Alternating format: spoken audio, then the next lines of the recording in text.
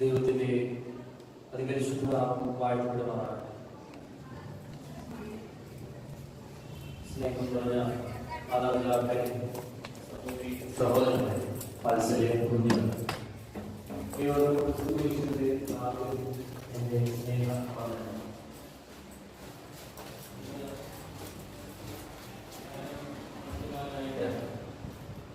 നമ്മൾ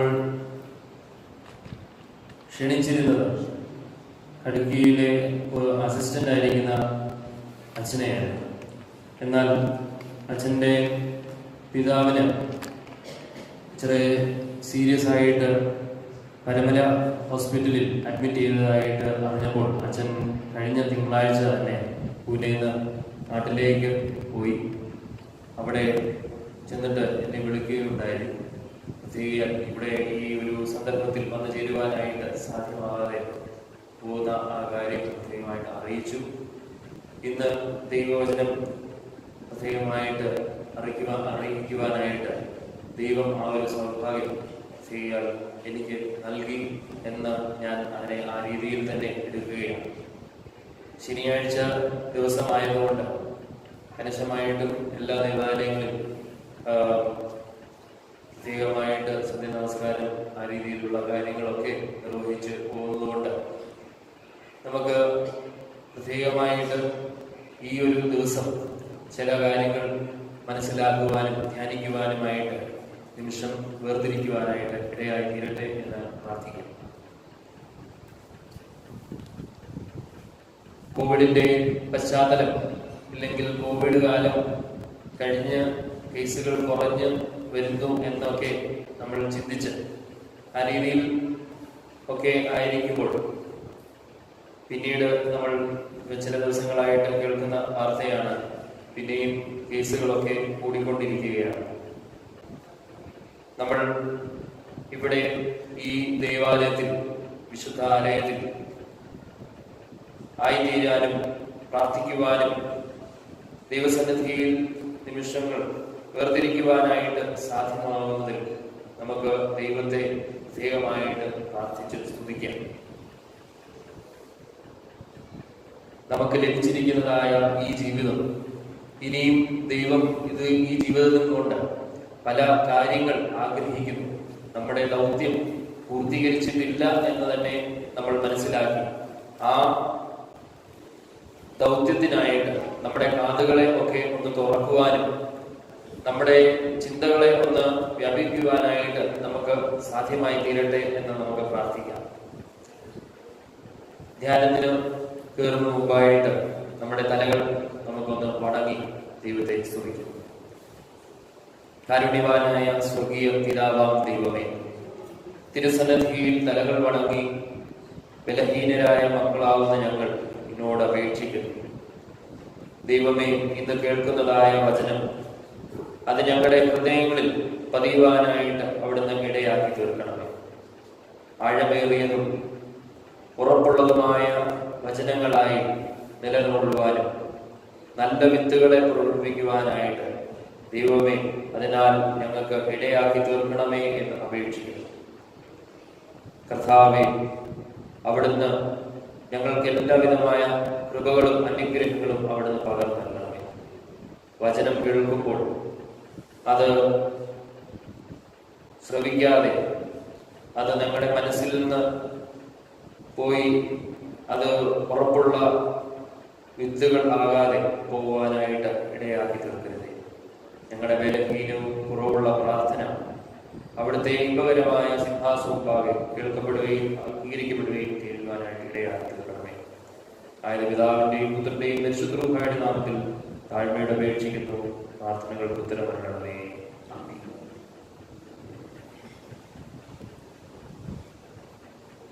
കർത്താവിൻ പ്രിയ വിശ്വാസികളുടെ സമൂഹമേ, ഇന്നത്തെ സായം സന്ധ്യയിൽ പ്രത്യേകമായിട്ട് ചിന്തിക്കുവാനും ധ്യാനിക്കുവാനായിട്ട് എടുത്തിരിക്കുന്നതായ വേദഭാഗം ശമൂവേൽ പ്രവാചകന്റെ 1-ാം പുസ്തകം, അതിന്റെ 3-ാം അധ്യായം 1 മുതൽ 10 വരെയുള്ള വാക്യങ്ങൾ. ശമൂവേൽ പ്രവാചകന്റെ പുസ്തകം 1-ാം പുസ്തകം 3-ാം അധ്യായം 1 മുതൽ 10 വരെയുള്ള വാക്യങ്ങൾ. ശമൂവേൽ ബാലൻ ഏലിയുടെ മുമ്പാകെ യഹോവയ്ക്ക് ശുശ്രൂഷ ചെയ്തു പോന്നു. ആ കാലത്ത് യഹോവയുടെ വചനം ദുർലഭമായിരുന്നു, ദർശനമേറെ ഇല്ലായിരുന്നു. ആ കാലത്ത് ഒരിക്കൽ ഏലി തന്റെ സ്ഥലത്ത് കിടന്നുറങ്ങി. കാട്മാൻ വയ്യാത്തവണ്ണം അവന്റെ കണ്ണ് മങ്ങിക്കിടന്നിരുന്നു. ശമൂവേൽ ദൈവത്തിന് പെട്ടകം ഇരിക്കുന്ന യഹോവയുടെ മന്ദിരത്തിൽ ദൈവത്തിന്റെ വിളക്ക് കെടുന്നതിന് മുമ്പേ ചെന്ന് കിടന്നു. യഹോവ ശമൂവേലിനെ വിളിച്ചു. അടിയൻ എന്ന് അവൻ വിളി കേട്ട് ഏലിയുടെ അടുക്കൽ ഓടിച്ചെന്നു. അടിയൻ ഇതാ എന്ന് വിളിച്ചല്ലോ എന്ന് പറഞ്ഞു. ഞാൻ വിളിച്ചില്ല, പോയി കിടന്നുകൊള്ളുക എന്ന് അവൻ പറഞ്ഞു. അവൻ പോയി കിടന്നു. യഹോവ പിന്നെയും ശമൂവേലേ എന്ന് വിളിച്ചു. ശമൂവേൽ എഴുന്നേറ്റ് ഏലിയുടെ അടുക്കൽ ചെന്നു.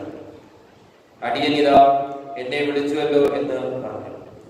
ഞാൻ വിളിച്ചില്ല മകനെ, പോയി കിടന്നുകൊള്ളുക എന്ന് അവൻ പറഞ്ഞു. ശമൂവേൽ അന്ന് വരെ യഹോവയെ അറിഞ്ഞില്ല. യഹോവയുടെ വചനം അവൻ അന്നുവരെ വെളിപ്പെടുത്തിയിട്ടുമില്ല.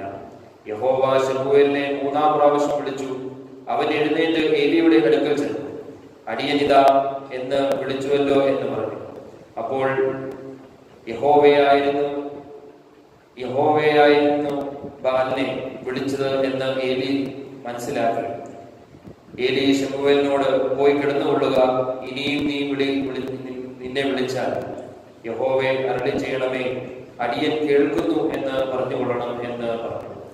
അങ്ങനെ ശമൂവേൽ തന്റെ സ്ഥലത്ത് ചെന്ന് കിടന്നു. അപ്പോൾ യഹോവ വന്ന് നിന്ന് മുമ്പിലത്തെ പോലെ ശമൂവേലേ ശമൂവേലേ എന്ന് വിളിച്ചു. അതിന് ശമൂവേൽ, അരുളി ചെയ്യണമേ, അടിയൻ കേൾക്കുന്നു എന്ന് പറഞ്ഞു. നമുക്കൊക്കെ പല സന്ദർഭങ്ങളിൽ കേട്ടും അറിവുള്ള ഒരു വേദഭാഗമാണിത്. അന്ധകാരം നിറഞ്ഞ ഒരു കാലഘട്ടത്തിലാണ് ഈ ശമൂവേൽ പ്രവാചകൻ ജീവിക്കുന്നത്. ശമൂവേൽ പ്രവാചകന്റെ ജീവിതം താൻ ഒരു കിടാവിളക്കായിട്ട് ഒരു പ്രദേശത്തെ പ്രകാശം ജ്വലിക്കുന്ന ഒരു വ്യക്തിയായിട്ട് ജീവിച്ച ഒരു വ്യക്തിത്വമാണ്. ഇസ്രായേലിന്റെ ചരിത്രം നമ്മൾ പരിശോധിക്കുമ്പോൾ എന്തൊക്കെ ദൈവത്തെ വിട്ട് മനുഷ്യൻ വേർതിരിച്ച് അവൻ ആ നേരായ വഴി ജീവിക്കാതെ മറ്റ് പല വഴികൾ കാണുകയും ആ രീതിയിൽ ജീവിക്കുവാനായിട്ട് ശ്രമിക്കുമ്പോൾ അവിടെ ദൈവം ഒരു നേതാവിനെ ഉയർത്തിയിരുന്നു എന്ന് നമുക്ക് കാണാനായിട്ട് നമുക്ക് സാധ്യമായി തീരും. മോശ എന്ന വ്യക്തി തൻ്റെ ജനത്തിന്, ആ ഇസ്രായേൽ ജനതയെ രക്ഷപ്പെടുത്തുവാനായിട്ട് ദൈവം അവിടെ നിയോഗിച്ച ഒരു വ്യക്തിത്വമാണ്. അങ്ങനെ തന്നെ മോശ മുതൽ നിങ്ങൾ ആരെയും നമ്മൾ ഒരു മെയിൻ ക്യാരക്ടറായിട്ട് നമ്മൾ വേദോസ്തവത്തിൽ കാണുന്നുവോ, അവരെയൊക്കെ ദൈവം ആക്കിയിരിക്കുന്നത് തൻ്റെ ജനത്തെ രക്ഷപ്പെടുത്തുവാൻ, താൻ വഴിതെറ്റി ജീവിതം നയിക്കുകയാണെങ്കിൽ ആ ജീവിതത്തിൽ നിന്ന് മാറി ജീവിക്കുവാനായിട്ട് അവരെ നയിക്കുവാൻ വേണ്ടി ഒരു നേതാവിനെ ദൈവം ആക്കിയിരുന്നു. അങ്ങനെ ഒരു നേതാവ് അല്ലെങ്കിൽ ഒരു കാര്യസ്ഥനായിരുന്നു ശമൂവേൽ പ്രവാചകൻ. നമുക്ക് അറിവുള്ളതുപോലെ മോശ കഴിഞ്ഞിട്ട് പിന്നെ ഇസ്രായേൽ ജനതയെ നയിച്ചതാരാണ്? യോശുവയാണ്, അല്ലെ? യോശുവ നയിച്ചതിന് ശേഷം പിന്നീട് ഈ ജനത്തെ നയിക്കുവാനായിട്ട് പല ആൾക്കാര് അവര് വരുന്നുണ്ട്. ന്യായാധിപന്മാര് എന്ന പേരിൽ നമ്മൾ വായിച്ച് കേൾക്കുന്നുണ്ട്. ന്യായാധിപന്മാർ പല ആൾക്കാരുണ്ടല്ലേ. ഗിദിയോൻ മുതൽ ശിംശോൻ വരെയുള്ള വ്യക്തിത്വങ്ങൾ അവിടെ ആ ഇസ്രായേൽ ജനതയെ നയിക്കുവാൻ പരീശന്മാരുടെ അവരുടെ അരുതാത്ത ജീവിതം അതിനെ വെല്ലുവിളിച്ചുകൊണ്ട് തന്നെ അവിടെ ആ നേതാക്കന്മാര് ഉയരുകയാണ്. ന്യായാധിപന്മാരായിട്ടാണ് അവരെ അവിടെ ആക്കിയിരിക്കുന്നത്. ഈ ന്യായാധിപന്മാരുടെ ജീവിതം ഇല്ലെങ്കിൽ അവരുടെ കാലഘട്ടത്തിന് ശേഷം വരുന്ന ഒരു ഗണമാണ് പ്രവാചകന്മാർ അല്ലെങ്കിൽ പുരോഹിത ഒരു വർഗം. അവിടെ ആ ഒരു ഗ്യാപ്പ് അവിടെ അവർ ഫില്ല് ചെയ്യുകയാണ്. പുരോഹിത വർഗം എന്നും ഈ ഇസ്രായേൽ ജനതയോടൊപ്പം ചേർന്ന് വസിച്ച ഒരു കൂട്ടരാണ്. പക്ഷെ ഇങ്ങനെയുള്ള ഒരു കാലഘട്ടം, ഇടയ്ക്ക് ആരും നയിക്കാനായിട്ട് ഇല്ലാത്ത ഒരു കാലഘട്ടത്തിൽ പൗരോഹിത്യ പദവിയിലുള്ള വ്യക്തികൾ ദൈവാശ്രയ ബോധത്തോടെ ജനതയെ നയിക്കുവാനായിട്ട് അവര് ശ്രമിച്ചിരുന്നു എന്ന് നമുക്ക് വേദോസ്തവം അത് സാക്ഷ്യപ്പെടുത്തുന്നു. ഏലി എന്ന പുരോഹിതൻ അങ്ങനെ ആ ഒരു കാലഘട്ടത്തിൽ വസിച്ച ഒരു വ്യക്തിയാണ്. പിന്നീട് കാണുന്ന ഒരു വ്യക്തിത്വമാണ് ഈ ശമൂവേൽ പ്രവാചകൻ എന്ന് നമ്മൾ പറയും. താൻ ഒരു പ്രവാചകനായിരുന്നു, ഒരു പുരോഹിതനായിരുന്നു. അതുപോലെ തന്നെ എന്താ, തനിക്ക് വേറെ എന്ത് ദൗത്യങ്ങളുണ്ടായിരുന്നു? പ്രവാചകൻ, പുരോഹിതൻ, പിന്നെ ഏതെങ്കിലും ദൗത്യമുണ്ടോ? താൻ ഒരു ന്യായാധിപൻ കൂടി ആയിരുന്നു എന്നാണ് നമ്മൾ മനസ്സിലാക്കുന്നത്. അങ്ങനെ ഈ തലങ്ങളിൽ പ്രവർത്തിച്ച ഒരു വ്യക്തിത്വം പിന്നീട് ശമൂവേൽ പ്രവാചകന് ശേഷം ജനങ്ങൾ അവിടെ അവർ പറഞ്ഞിരിക്കുകയാണ്, ദൈവത്തോട് അവര് എതിർത്ത് സംസാരിക്കുകയാണ്. ഞങ്ങൾക്ക് ഒരു രാജാവിനെ ആവശ്യമാണ്, മറ്റ് പ്രദേശങ്ങളിൽ ഉള്ളതുപോലെ ഞങ്ങളെ നയിക്കുവാനും ഞങ്ങൾക്ക് ഞങ്ങളുടേതായ രാജാവ് ഞങ്ങൾക്ക് ആവശ്യമാണ് എന്ന് പറഞ്ഞ് ഈ ശമൂവേൽ പ്രവാചകനോട് ആവശ്യപ്പെടുമ്പോഴാണ് ദൈവം ശമൂവേൽ പ്രവാചകനോട് പറയുന്നത്, അവർ പറയുന്നത് അനുസരിച്ച് നീ ചെയ്തു. അങ്ങനെ ഒരു രാജാവിനെ ആക്കുന്നു. ആ രാജാവ് ആരായിരുന്നു? ശൗൽ, അല്ലെ? ശൗലിനെ അങ്ങനെയാണ് രാജാവായിട്ട് അവിടെ വാഴുന്നത്. ഇങ്ങനെ പല സന്ദർഭങ്ങളിൽ ദൈവജനത്തെ നയിക്കുവാൻ ദൈവാശ്രയത്തോടെ ദൈവം തന്നെ ആ രീതിയിലുള്ള ക്രമീകരണങ്ങളൊക്കെ ചെയ്തു കൊടുക്കുന്നു. പക്ഷെ ഇത് ദൈവജനം മാറിപ്പോകരുത്, എൻ്റെ സംരക്ഷണയിലും എൻ്റെ പരിപാലനത്തിൽ അവർ ആയിരിക്കണം, ആ കെയർഫുൾ ആയിട്ടിരിക്കുന്നതായ പ്രൊട്ടക്ഷനിൽ അവർ നിലകൊള്ളണം എന്ന് മനസ്സിലാക്കിക്കൊണ്ട് തന്നെയാണ് ദൈവം ഇങ്ങനെ ഉള്ള ഒരു ഗണത്തെ ആക്കിയിരുന്നത്. ദൈവത്തിന് നയിക്കുവാനായിട്ട് സാധിക്കില്ല എന്നുള്ള കാരണം കൊണ്ടല്ല. അതുകൊണ്ട് തന്നെ നമ്മൾ മനസ്സിലാക്കുക, ഈ മനുഷ്യർക്ക് അവർക്ക് ഏൽപ്പിച്ചിരുന്ന ദൗത്യം ഒത്തിരി അധികമായിട്ട് അത് ഇമ്പോർട്ടൻ്റ് ആയിട്ടുള്ള ഒരു ദൗത്യമായിരുന്നു. കാരണം ദൈവമാണ് നിയോഗിക്കുന്നത്. ഇവിടെ ശമൂവേൽ പ്രവാചകന്റെ ജീവിതം ഒന്ന് മനസ്സിലാക്കുവാനും തൻ്റെ ക്യാരക്ടർ അത് ഫോം ചെയ്യുവാൻ എന്തൊക്കെ ഘടകങ്ങളാണ് ഏറ്റവും പ്രസക്തമായിട്ട് നിലകൊള്ളുന്നത് എന്ന് നമ്മൾ മനസ്സിലാക്കുവാനായിട്ട് ഈ സന്ധ്യാനിമിഷം നമുക്ക് വേർതിരിക്കും. ഏറ്റവും ആദ്യമായിട്ട് നാം കാണുന്ന ഒരു പ്രത്യേകത ശമൂവേൽ പ്രവാചകന്റെ ജീവിതത്തിൽ എന്ന് പറയുമ്പോൾ തന്റെ മാതാവായ ഹന്നയുടെ പ്രാർത്ഥനാ ജീവിതമാണ്. ഹന്നയുടെ പ്രാർത്ഥന ജീവിതം ഏറ്റവും ശ്രദ്ധേയമേറിയതായ ഒരു ജീവിതമായിരുന്നു. താൻ പ്രാർത്ഥിക്കുന്നത് അത് വ്യക്തമായിട്ട് ആദ്യത്തെ അധ്യായത്തിൽ, ശമൂവേൽ പ്രവാചകന്റെ ആദ്യത്തെ അധ്യായത്തിൽ അത് നാം അവിടെ കാണുവാൻ സാധിക്കുന്നു. താൻ കരഞ്ഞ് താൻ പ്രാർത്ഥിക്കുകയാണ്. ആ കരച്ചിൽ കണ്ടിട്ട് ഏഴ് പുരോഹിതൻ ഇത് കണ്ടിട്ട് പറയുകയാണ്, എന്താ നീ മദ്യം ലഹരിയിലാണോ എന്ന് സംശയിച്ച് ആ സ്ത്രീയോട് പറയുന്നു, നീ നിന്റെ ഈ ലഹരി ഇല്ലെങ്കിൽ ഈ മദ്യപാനം എന്നുള്ള രീതി അത് നീ നിർത്തണം എന്ന് അവിടെ ഒരു കാര്യം അവിടെ ഏഴ് പുരോഹിതൻ പറയുകയാണ്. ഇത് എത്രമാത്രം താൻ ദൈവത്തോട് ഇല്ലെങ്കിൽ തന്റെ കോൺഷ്യസ് സ്റ്റേറ്റിലല്ല എന്ന് നമുക്ക് ഈ വാക്യങ്ങളിലൂടെ മനസ്സിലാക്കാനായിട്ടിടയാണ്. പൊതുവെ മദ്യം ഉപയോഗിച്ചു കഴിഞ്ഞാൽ ആ കോൺഷ്യസ് സ്റ്റേറ്റ് തന്നെ വിട്ടുപോയി ആ രീതിയിൽ ചലിക്കുന്ന ഒരു സ്വഭാവ രീതിയിലേക്ക് ആയി പോകുന്നത് നാം കണ്ടിട്ടുണ്ട്. അപ്പോൾ അങ്ങനെ ഉള്ള രീതിയിൽ ആയിരിക്കും, ഇല്ലെങ്കിൽ അങ്ങനെ ആ മുഴുകി താൻ എവിടെ ആയിരിക്കുന്നുവോ അതുപോലും മനസ്സിലാകാതെ താൻ ദൈവത്തോട് കരഞ്ഞ് പ്രാർത്ഥിക്കും. അങ്ങനെ ദൈവത്തോട് കരഞ്ഞ് പ്രാർത്ഥിക്കുന്ന കണ്ടിട്ട് താൻ ആ ഏലി പുരോഹിതൻ ഈ ഒരു വാക്യങ്ങൾ അവിടെ ഉപയോഗിക്കുന്നു. കർത്താവിൻ പ്രിയരെ, കരഞ്ഞ് പ്രാർത്ഥിക്കുന്ന ഒരു അമ്മയുടെ ജീവിതം കനിഷ്ഠമായിട്ടും ഈ പ്രവാചകന്റെ ജീവിതത്തിൽ തന്റെ ആ ജീവിതത്തിലേക്ക് നയിക്കുവാനായിട്ട് വലിയ ഒരു പങ്കാളിത്തം വഹിച്ചിരിക്കുന്നതായിട്ട് നമുക്ക് മനസ്സിലാക്കുവാനായിട്ട് ഇടയാണ്. അമ്മമാര് കരഞ്ഞ് പ്രാർത്ഥിക്കുമ്പോൾ അത് മക്കൾക്കും തലമുറയോളം ആ പ്രാർത്ഥനയുടെ ശക്തി നിലനിൽക്കുന്നു എന്ന് നമ്മളൊക്കെ വിശ്വസിക്കുന്ന ഒരു കൂട്ടരാണ്. കനിഷ്ഠമായിട്ടും കരഞ്ഞ് പ്രാർത്ഥിക്കുന്ന ഒരു നല്ല ദൈവജനത്തെ ആ ഒരു രീതിയിൽ ക്രിസ്തീയ മൂല്യം അനുഭവിച്ച ആ രീതിയിൽ ജീവിക്കുന്ന വ്യക്തികൾ അങ്ങനെയുള്ള തലമുറകൾ ഉണ്ടായിരുന്നു.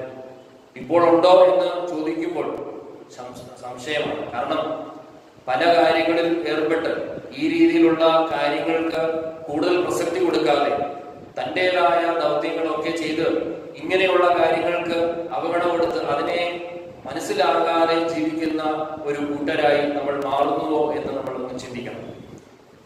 പ്രാർത്ഥിക്കുമ്പോൾ കരഞ്ഞ് പ്രാർത്ഥിക്കുവാനും ആരാധിക്കുമ്പോൾ ദൈവത്തോട് ഞാൻ സംസാരിക്കുമ്പോൾ ഞാൻ ബലഹീനനായ മനുഷ്യനാണ്, ഞാൻ എന്റെ അസ്തിത്വം തന്നെ ഞാൻ പാപത്തിലാണ് എന്ന് മനസ്സിലാക്കി ആ സൃഷ്ടാവിനെ കാണുമ്പോൾ ദൈവമേ അവിടുന്ന് എന്നെ ആക്കിയിരിക്കുന്നത് വലിയ ഒരു സൗഭാഗ്യത്തിന്റെ ഞാൻ കൃപയുടെ അർഹനല്ലാത്തതായ ഒരു വ്യക്തിയായിട്ട് എന്നെ അവിടുന്ന് ഇത്രയും കൃപകളും അനുഗ്രഹങ്ങളും നൽകിയല്ലോ എന്ന് മനസ്സിലാക്കി പ്രാർത്ഥിക്കുവാനായിട്ട് നമുക്കൊക്കെ സാധ്യമായി തീരണം. ഇങ്ങനെ പ്രാർത്ഥിക്കുമ്പോൾ കനിഷ്ഠമായിട്ടും നമ്മുടെ കണ്ണുകളിൽ നിന്ന് കണ്ണുനീര് അവിടെ മാറും. ഈ കണ്ണുനീരുകൾ അത് ഈ ക്രോക്കഡൈൽ ടീയേഴ്സ് ആയിട്ടല്ല അത് മാറേണ്ടത്. മറ്റുള്ളവര് കാണിക്കുവാനോ പ്രദർശന രൂപേണ അല്ല നമ്മൾ ഇത് ചെയ്യേണ്ടത്. നേരെ മറിച്ച് ഞാൻ കണ്ണുനീര് ഒഴുകുമ്പോൾ അത് ദൈവമാണ് കാണുന്നത്. ദൈവവുമായിട്ടുള്ള സംസർഗത്തിന് വേണ്ടി അത് ഏറ്റവും ആവശ്യമായിരിക്കുന്ന ഒരു ഘടകമാണ് എന്ന് മനസ്സിലാക്കി ആ രീതിയിൽ നമുക്ക് പ്രാർത്ഥിക്കുവാനായിട്ട് ഇടയാകണം. പിതാക്കന്മാര് രചിക്കുന്ന പ്രാർത്ഥനകളും അതിൽ പറയുന്നുണ്ട്, പ്രാർത്ഥനകൾ എന്ന് പറയുന്നത് അനുതാപത്തിന്റെ മുത്തുകളായിട്ടാണ് അതിനെ കണക്കാക്കുവാനായിട്ട് ഇടയാകുന്നത്. അനുദപിക്കുവാനായിട്ട് ഒരു മനുഷ്യന് സാധിക്കുന്ന എങ്ങനെയാണ്? അവന്റെ പാപങ്ങളെ കുറിച്ച് ആദ്യം ബോധ്യമുണ്ടാക്കണം. അവൻ പാപിയാണ് എന്നുള്ള ആ ബോധ്യം മനസ്സിൽ തട്ടുമ്പോഴാണ് ഞാൻ ചെയ്യുന്നതായ പ്രവൃത്തികൾ അത് എന്നെ ഈ ലോകത്തിൽ ആക്കിയിരിക്കുന്നതായ സൃഷ്ടാവിനെ വേദനിപ്പിച്ചിട്ടുണ്ടെങ്കിൽ അത് കണിശമായിട്ടും എനിക്ക് അനുതാപം ഉളവാക്കുവാനായിട്ട് സഹായകരമായിരിക്കും. അവിടാണ് പ്രാർത്ഥന മുത്തുകൾ ഇല്ലെങ്കിൽ ഈ അനുതാപത്തിന്റെ മുത്തുകൾ അവിടെ പൊഴിയുവാനായിട്ട് ഇടയാകുന്നത്. പ്രാർത്ഥിക്കുമ്പോൾ കണിശമായി നമ്മൾ കരഞ്ഞ് പ്രാർത്ഥിച്ച് ഈ വരും തലമുറ ആ രീതിയിൽ അവർക്ക് വേണ്ടി പ്രാർത്ഥിക്കുകയും അനുഗ്രഹങ്ങൾ നമുക്ക് മാത്രമല്ല നമ്മുടെ തലമുറയോളം ഈ കൃപകളും അനുഗ്രഹങ്ങളും ചൊരിഞ്ഞ് ഉണ്ടാകുവാനായിട്ട് ആ രീതിയിലുള്ള പ്രാർത്ഥനകളാണ് നാം നിർവഹിക്കുന്നത്. പ്രിയമുള്ളവരെ, പ്രാർത്ഥിക്കുമ്പോൾ മക്കളെയും കൂടെ ചേർത്ത് അവർ കാണുന്ന രീതിയിൽ ഞാൻ പ്രാർത്ഥിക്കുവാനും അവർക്ക് ആ രീതിയിലുള്ള സാക്ഷ്യം വഹിക്കുവാനായിട്ട് എന്നെ കൊണ്ട് സാധ്യമായി തീരണം. ഞാൻ വെറും പ്രാർത്ഥിക്കുകയല്ല വേണ്ടി, ഞാൻ കണിശമായിട്ട് ഒരു പേഴ്സണലായിട്ടുള്ള ഒരു കോണ്ടാക്ട് ഞാൻ ഓരോ വ്യക്തികളോട് ഞാൻ പറയുകയാണ്. നാം പ്രാർത്ഥിക്കുമ്പോൾ നമുക്ക് പേഴ്സണലായിട്ടുള്ള ഒരു കോണ്ടാക്ട് ഉണ്ടാകണം. പക്ഷെ അതിനോടൊപ്പം തന്നെ ഞാൻ എന്റെ തലമുറ, എന്നെ ഏൽപ്പിച്ചിരിക്കുന്നതായ എന്റെ മക്കളെ അവർ കാണുവാനും അവർ അത് കണ്ട് എന്റെ അമ്മ ഇല്ലെങ്കിൽ എന്റെ മാതാപിതാക്കൾ ഈ രീതിയിലാണ് പ്രാർത്ഥിച്ചത്, ദൈവത്തോട് ഈ രീതിയിലാണ് അവർ സംസർഗം പുലർത്തിയത് എന്ന് മനസ്സിൽ ഉൾക്കൊള്ളുവാനായിട്ട് ഇടയാകുന്ന രീതിയിലായിരിക്കണം നമ്മുടെ ജീവിതം നാം നയിക്കേണ്ടത്. പലപ്പോഴും ഇത് നമ്മൾ ചെയ്യുന്നില്ല. ചില സന്ദർഭങ്ങളിൽ അവരെ മക്കളെ ആണെങ്കിൽ പിടിച്ചു നിർത്തി പ്രാർത്ഥിക്കുവാനായിട്ട് ഫോഴ്സ്ഫുൾ ഉള്ള ഒരു രീതിയിലായിരിക്കും അവരെ നമ്മൾ ആക്കുന്നത്. പക്ഷേ പ്രാർത്ഥിക്കുമ്പോൾ ഈ പ്രാർത്ഥനയുടെ പ്രാധാന്യം ഉൾക്കൊള്ളുവാനായിട്ട് ഈ മക്കൾക്ക് സാധ്യമാകുന്നത് എന്തുകൊണ്ടാണ്? ഈ പ്രാർത്ഥനയിലൂടെയാണ് ഞാൻ ദൈവത്തോട് സംസാരിക്കുന്നതെന്ന് നമ്മൾ അവിടെ വെളിപ്പെടുത്തി കൊടുക്കുകയാണ്. പൊതുവെ നമ്മൾ ചെയ്യുന്നത് ചടങ്ങായിട്ട് പ്രാർത്ഥനകൾ തീർക്കുവാൻ ഉള്ള ഒരു ഓട്ടത്തിലാണ്. പക്ഷെ ആ രീതിയിലുള്ള പ്രാർത്ഥനകളല്ല ഏറ്റവും ആവശ്യമായിരിക്കുന്നത്. നമ്മൾ ചടങ്ങല്ല ചടങ്ങായിട്ട് പ്രാർത്ഥനയെ നമ്മൾ കാണരുത്. ദൈവത്തോടുള്ള സംസർഗത്തിന് വേണ്ടിയുള്ള വേദിയാണ്. ഞാൻ ദൈവത്തോട് സംസാരിക്കുവാൻ എനിക്കൊരു അവസരം ഞാൻ ജീവിതത്തിൽ എൻ്റെ ആ ഒരു ദിവസത്തിൽ ഞാൻ മാറ്റിവെക്കുകയാണ്. 24 മണിക്കൂറിൽ നിന്ന് ഞാനൊരു ചെറിയ നിമിഷം ഞാൻ ദൈവത്തോട് പ്രാർത്ഥിക്കുവാനായിട്ട് എടുക്കുന്നു എന്ന് ഞാൻ എൻ്റെ ഈ വരും തലമുറയെ ഞാൻ കാണിച്ചു കൊടുക്കും. ആ രീതിയിൽ ഞാൻ പ്രാർത്ഥിക്കുവാനായിട്ട് ഇടയാകും. പ്രാർത്ഥന പൊതുവെ പ്രാർത്ഥനയായിക്കോട്ടെ അല്ലെങ്കിൽ നമ്മുടെ ആരാധന ജീവിതമായിക്കോട്ടെ, ഞാൻ ആയിരിക്കുന്നതായ ഇല്ലെങ്കിൽ ദൈവം എന്നെ ഏൽപ്പിച്ചിരിക്കുന്നതായ സൗഭാഗ്യങ്ങളെ കുറിച്ച് നമ്മളൊന്നും ഈ വരും തലമുറയെ നമ്മൾ പറഞ്ഞു കൊടുക്കുന്നില്ല. ഒരു കാര്യം പോലും നമ്മൾ അവരോട് ഈ രീതിയിലുള്ള കാര്യങ്ങൾ നമ്മൾ പറയുന്നില്ല. മറ്റു പല കാര്യങ്ങൾ നമ്മൾ പറയുന്നുണ്ടായിരിക്കും. പക്ഷെ ഞാനായിരിക്കുന്നു അത് ദൈവത്തിന്റെ സൗഭാഗ്യങ്ങൾ എന്റെ ജീവിതത്തിൽ വന്നു ചേർന്നിരിക്കുന്നത് ഇങ്ങനെയൊക്കെയാണ് എന്ന് മനസ്സിലാക്കി കൊടുക്കുവാനായിട്ട് നമുക്ക് ഇടയാകും. പല കാര്യങ്ങൾ നമുക്ക് ഈ കുഞ്ഞുങ്ങളോട് ഇല്ലെങ്കിൽ വരും തലമുറയോട് പറഞ്ഞു കൊടുക്കുവാനായിട്ടുണ്ട്. അവരെ ദൈവാശ്രയത്തിൽ വളർത്തുവാനുള്ള വലിയ ദൗത്യം നമുക്കുണ്ട്. പ്രൊവേബ്സിനകത്ത് പറയുന്ന ഒരു കാര്യമാണ്, എന്താ, നിങ്ങൾ നിങ്ങളുടെ മക്കളെ ശിക്ഷണത്തിൽ വളർത്തണം.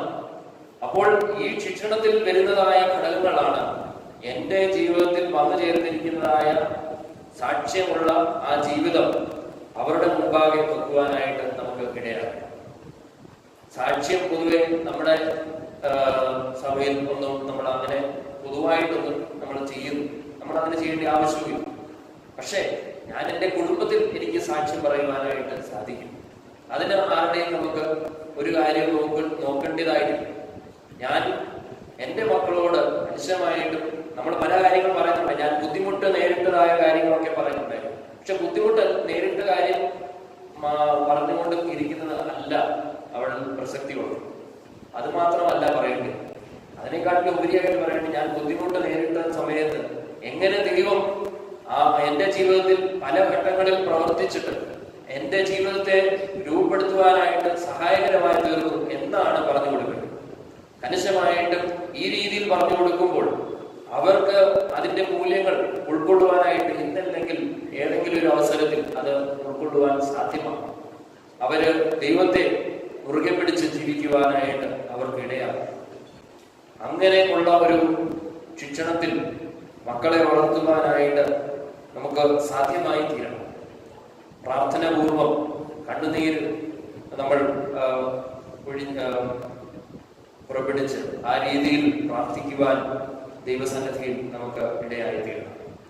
പല ഘട്ടങ്ങൾ ശിക്ഷണം ഞാൻ പറഞ്ഞുകൊണ്ടിരിക്കുകയായിരുന്നു. ആ ശിക്ഷണത്തിൽ പ്രാർത്ഥനകളുണ്ട്, അതുപോലെ തന്നെ ഓരോരോ മൂല്യങ്ങൾ പകർന്നു കൊടുക്കുന്നതുണ്ട്.